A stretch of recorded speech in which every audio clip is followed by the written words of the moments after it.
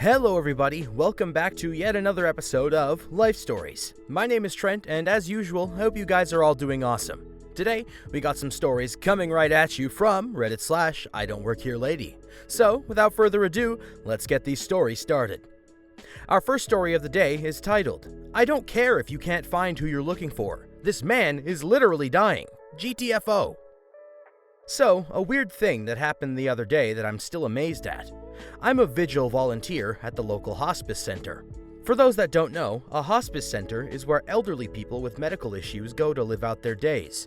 Sort of like a nursing home, but more medically oriented. And a vigil volunteer is a volunteer that gets called in to comfort the elderly and their families when the doctors can tell that the patient is in their final days of life. Basically, there's a group of us who take turns in shifts as we're able to so that the patient isn't alone during this time, or to help the family with any questions they have, or just to comfort them as well. They don't make for great places to volunteer, but it's extremely rewarding for those who don't mind, or at least more comfortable, around death. This particular day, I had just gotten off a 13-hour work shift, and got the call to see if I could volunteer. And I won't lie, at first, I said no.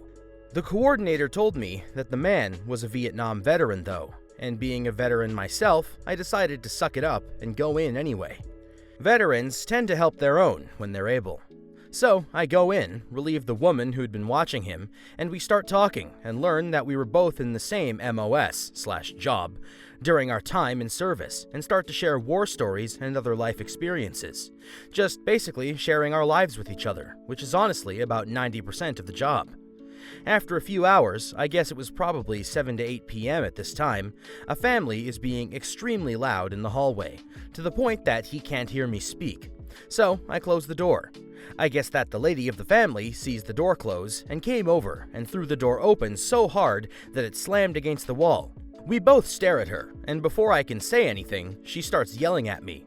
Our cast is EL, entitled lady, N, nurse, and VV, Vietnam vet.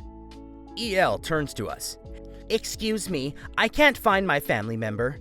I don't remember who. So you need to get up and help me now. Me, calmly at first, because it's somewhat reasonable that she'd think I worked there because I wore khakis and a button-down shirt. Ma'am, I can't help you find anyone. You just need to find a nurse for that.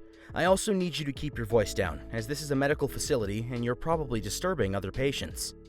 I don't care if I'm disturbing anyone. I need to find my family member, and you and the rest of the staff are useless. Okay, I'll give her credit here. There are a few useless nursing assistants that like to hide instead of answering lights and helping patients, known for giving them trouble. But on the whole, it's actually a pretty good place. Ma'am, I understand you're frustrated, but unless they moved your family member, just go to their last room. I'm sure they're still there since patients haven't been able to move rooms or even been able to get out of their rooms at the same time because of the pandemic. Don't you think I've tried that? They're not where they were last year. The Vietnam vet chimes in. You haven't visited them in a year? Well, hell, they probably took you off the visitors list. I sure as hell would if I was them. I'd take your butt off my will too. Gotta love elderly veterans. They don't give a crap. If you haven't noticed, we're trying to have a conversation, so I need you to get your loud butt out of my room. Unknown to me or EL, he hit the button for the light above the door, signaling a nurse that he needs help at this point. Just because you're old doesn't mean you can talk to me like that. I don't give a damn if you're dying. You have no right. Me and VV at the same time cutting EL off. Well, that's good, because he, or what VV said, I, will probably be dead by this time tomorrow. At this point, the charge nurse, aka head of the hospice at this time, walked up and heard us say this and was understandably immediately mad at me for bringing this up in that way, and stormed past EL and into the room, immediately spinning on me. What do you think you're doing? Trying to get this entitled idiot to leave. Yeah, I was mad and started cursing at this point. The nurse looks like she's about to say something, but VV cuts in. This woman's trying to get him to leave me alone so he can go do God knows what for her, and told me she doesn't care if I live or die. So, maybe not her exact words, but I'm not gonna blame a then soon-to-be, and now actually is, dead man for embellishing a little to get some problem lady out of his room during his final hours. The nurse, turning to the entitled lady, Ma'am, is this true? I'm going to need you to get back to the front desk and wait for a nurse to help you. We've been waiting here for 10 minutes already with no help. I'm not waiting any longer. Well, we try to have the front desk staffed 24/7, but with the virus, we're understaffed. And sometimes the nurses have to leave to help out a patient or another nurse. Since there's no one here, let's go back to the front desk and see if I can help you. No, you can help me now. I demand to know where my family member is right this second. The nurse, her face now immediately going cold. Family member died 8 months ago and was cremated soon after because her family would not return our calls. You can check the morgue for her ashes, but I doubt they've saved them for this long. EL looked shocked at this news, and honestly, I think what a horrible person to her family member she may have been kicked in at this point. And I think she may have possibly started to cry. I'm not sure. But she definitely went quiet and walked back to her family, with the charge nurse apologizing to VV and following her down the hallway. I don't know what happened to them after that, and honestly, I didn't care enough to try and find out. I just couldn't believe that person's actions. I do feel a little sorry for the family, since I don't know the reasons there was such a long time span between visits. But no matter the reason, it doesn't excuse walking into a dying man's room and causing a scene and making him yell at you. Seriously, who does that?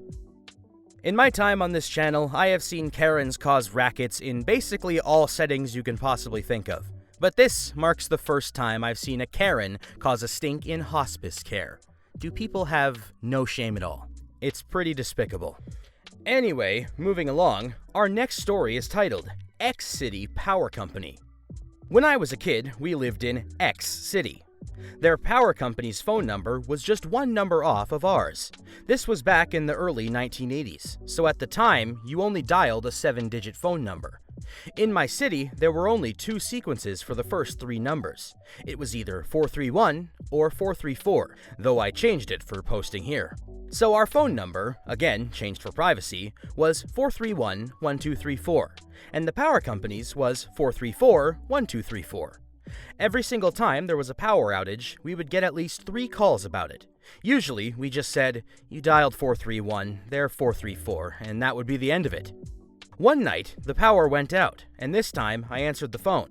Keep in mind, at the time, I was 10, and my voice was not deep. I sounded like, and was, just a kid. So this very loud and obnoxious woman is on the other end, and starts screaming right away before I could finish saying hello. That the power went out, and she was going to miss some TV show and wanted someone to come over right away to fix it. It was a show that was on about 2 hours later. I will refer to her as CL, Crazy Lady. Me, trying to respond again, "You have the wrong number, it's 4... I get cut off. "No, I didn't. You need to come over and fix it." "No, you have the wrong number." CL starts screaming at me, and it was literally indistinguishable. Dad then got up and grabbed the phone from me. "Hello? Who is this?" Again, she could be heard clear across the room. "Are you that woman's manager?" "That's not a woman. That was my 10-year-old son. That should be your first clue. You need to call 431. Again, he got cut off. "Stop trying to cover for her. She's bad at her job, and you need to get over here and fix this." This went on for about 5 minutes, and then he just hung up on her while she was mid-sentence. She called back, and after they exchanged some pleasantries. My dad, now taking a different approach, "Okay, I'm sorry. It's very busy tonight." He took her information down, name, phone number, address, everything, as if he was the power company, and then hung up. 2 hours later, the power is still out, and the phone rings. We all knew who it was and start to laugh. Dad answers the phone, and yup, guess who's on the other end of the line? Not sure how, maybe it was the extraordinary circumstances, but I remembered her address. "Where the hell are you?" "I'm in my living room talking to some crazy idiot who thinks I'm the power company." "Your customer service is horrible, and now I'm missing my show, and it's all your fault." "Lady, my son tried to tell you, and I tried to tell you. We are not the power company. This is a private residence. If you don't believe me and you still want to speak with X City Power, you need to look in the phone book. Maybe then you can see that you dialed 431-1234. The power company is 434-1234. She responds, "Well, why didn't you call the power company and tell them?" "Lady, I am not your slave, and you've got some freaking nerve." My dad wasn't adverse to sharing his love of 4-letter words with people who annoyed him. "Well, is your power out?" "Yes, it is." When you called the power company from your house, you couldn't tell them to come to my place? We didn't call the power company. We noticed that the whole neighborhood's power is out, so I'm sure they're working on it, lady. By the way, when he called her lady, he had this way of making lady sound like a forbidden four-letter word that sounded like it meant worse than F-head or something. You are so rude. My dad cuts her off. Lady, you have no idea. Now I suggest that you hang up before you really start to piss me off. She hung up. Side note, we live in a smallish town, about 20,000 people, and her place turned out to be a 10-minute walk from ours. That Halloween, about 3 weeks later, was a very, very fun and satisfying time for me and my friends. Nudge nudge, wink wink.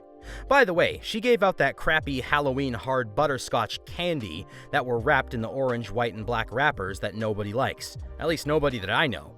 She was maybe in her 30s, not elderly or anything, so I didn't feel bad about the soap on her car window and eggs on her house.